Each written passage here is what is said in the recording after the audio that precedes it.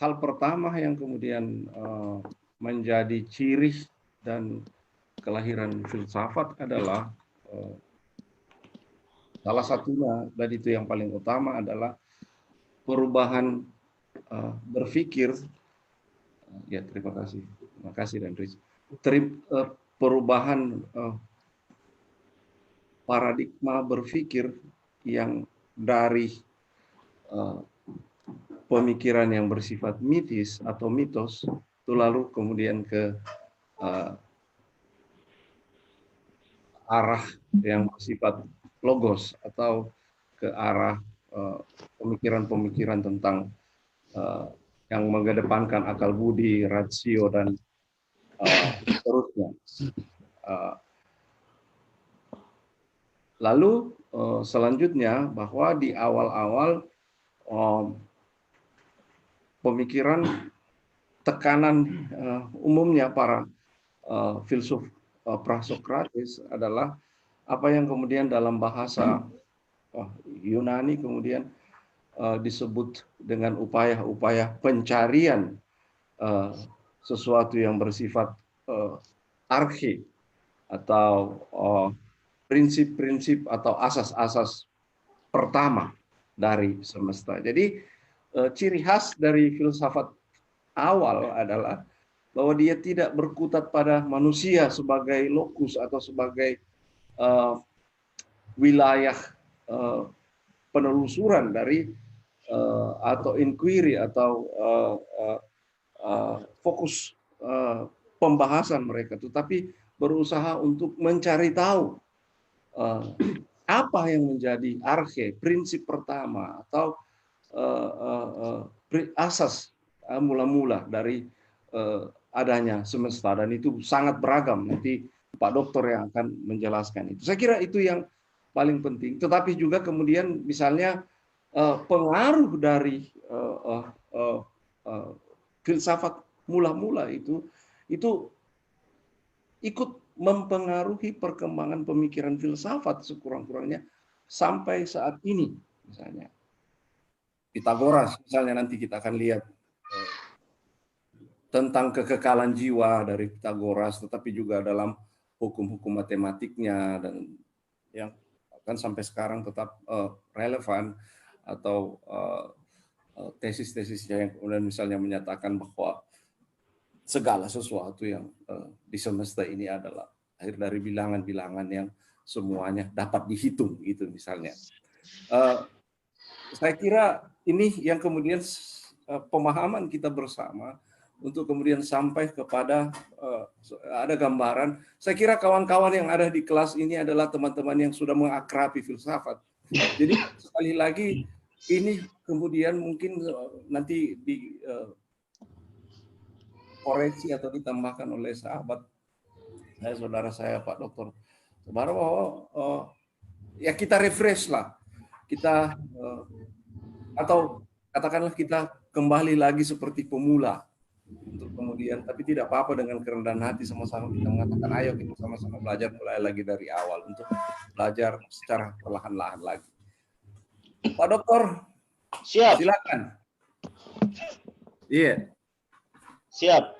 Iya. Ya. Terima kasih introduksinya Gurunda. Dix Pasande. Enggak sanganna. Ya. Oke, teman-teman sekalian. Jadi saya sudah berbincang dengan Pak Dix. Materi kita akan lebih menggunakan pendekatan historikal. Jadi materi pertama sampai materi ke-14 itu kronik dari filsafat Yunani paling klasik sampai filsafat kontemporer. Ya, belajar filsafat pada dasarnya bukan sekedar kita memamah atau mencerap pikiran-pikiran orang hebat di masa lalu. Lebih dari itu, pada dasarnya adalah kita mengambil inspirasi dan mencoba menangkap pesan yang tetap langgeng sampai kapanpun. Meskipun mungkin teori-teori mereka sudah usang, termasuk teori-teori filosof alam ini. Tapi ada satu hal yang menarik, spirit mereka gitu. Filsafat lahir sebagai sebuah antitesa atas keyakinan mitologis. Ketidakpuasan pada keyakinan mitologis membuat orang-orang di masa lalu ini mencoba merumuskan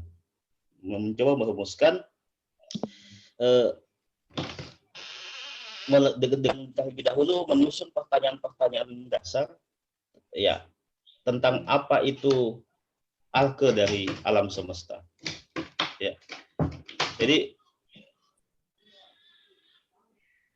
dalam 2 abad awal di filsafat Yunani itu didominasi oleh para filosof alam yang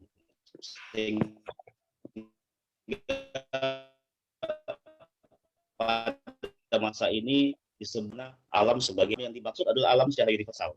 Sehingga yang dicari adalah apa arke, apa prinsip, apa asas pertama dan yang utama dari alam semesta ini. Nah, saya perlu sedikit jelaskan dulu gambaran Yunani. Yunani itu seperti apa? Jadi jangan mungkin Yunani masa lalu itu Yunani kuno itu beda dengan Yunani modern sekarang.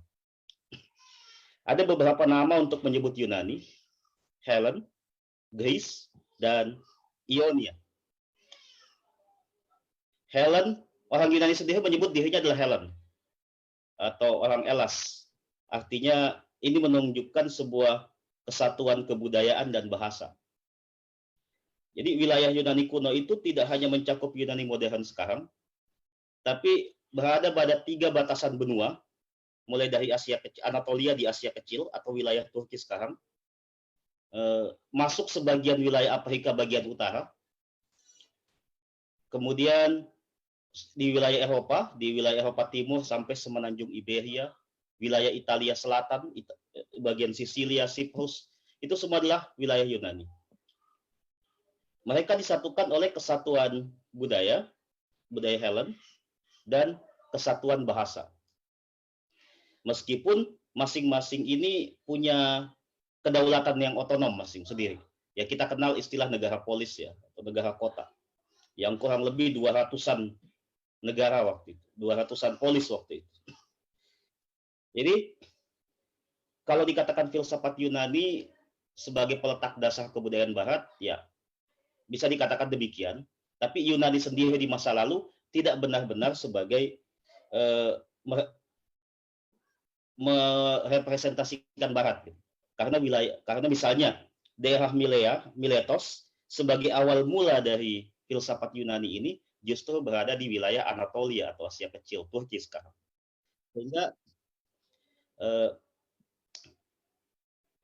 filsafat Yunani kuno itu tidak benar-benar merepresentasikan bahwa ini wilayah barat Eropa atau Eropa yang kita pahami sekarang.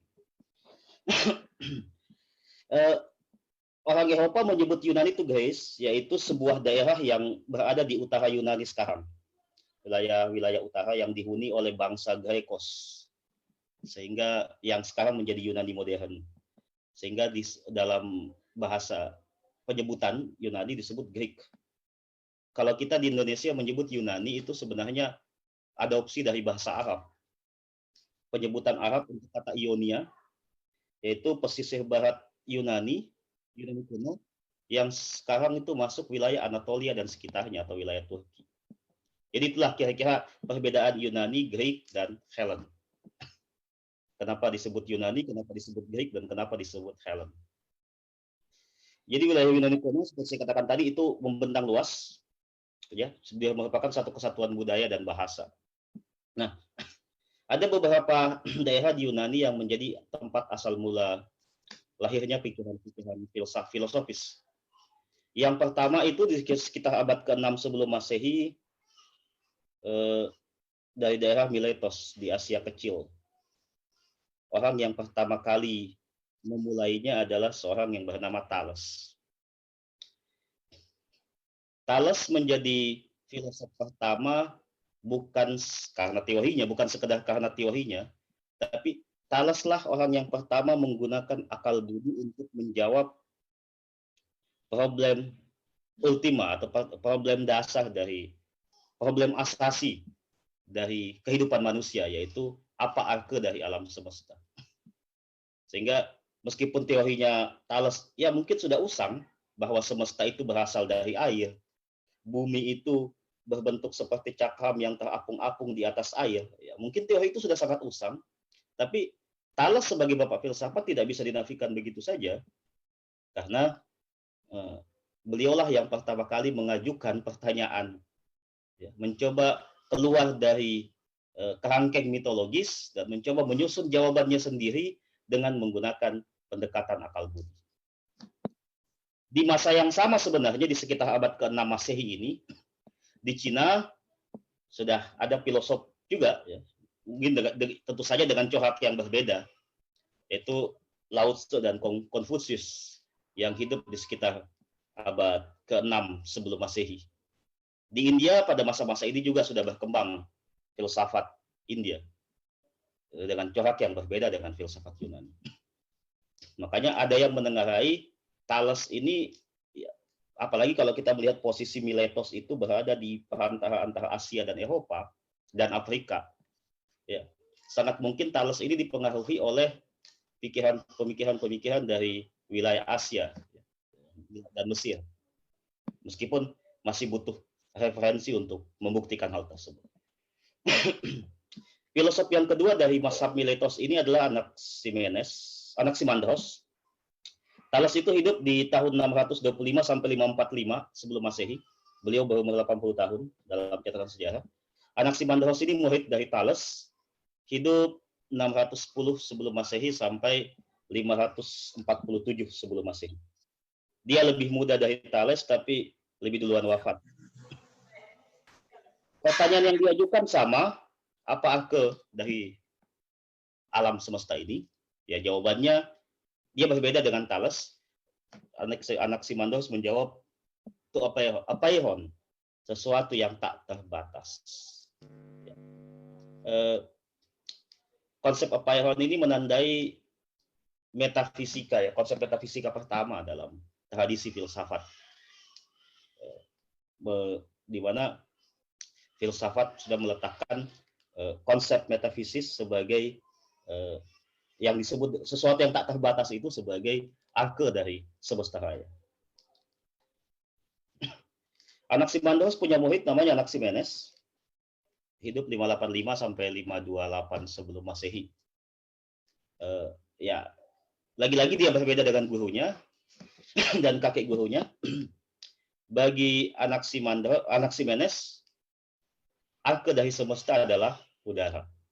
Jadi ini tiga orang yang menjadi kampion dalam mazhab Miletos, yang sasarannya adalah menjawab arke dari semesta dan juga masing-masing punya teori tentang astronomi. Anaximandros misalnya punya teori bahwa semesta ini seperti silinder dan bumi berada di tengah-tengah. Ya teori astronomi yang sangat spekulatif dan sudah usang. Tapi yang sekali lagi saya katakan spirit dari mazhab Miletos ini adalah mencoba keluar dari kerangkeng mitologis dalam menjawab asal-usul semesta raya ini. Di sekitar akhir abad ke-5 atau awal abad ke-6 sebelum Masehi, Miletos diserang oleh Persia dan habislah peradaban Miletos. Kemudian di masa yang sama dengan filosof Miletos, kita kenal sosok namanya Pitagoras. Beliau itu hidup di wilayah sekitar Sisilia, wilayah yang bernama beliau lahir di Samos dan pindah ke Kroton. Ini wilayah di Italia Selatan. Yang terkenal dari Pitagoras ini adalah mengajarkan filsafat dengan pendekatan laku hidup yang asketik. Jadi orang bisa dibilang orang pertama yang mengkombainkan pemikiran filosofis dengan sikap hidup yang mistis adalah Pitagoras. Beliau membentuk sebuah ordo atau sebuah tarekat gitu ya, yang berisi orang-orang yang asketik, yang dimana peraturan hidup dalam ordo itu, dalam tarekat itu sangat-sangat ketat. Saya yakin sangat-sangat, misalnya gini,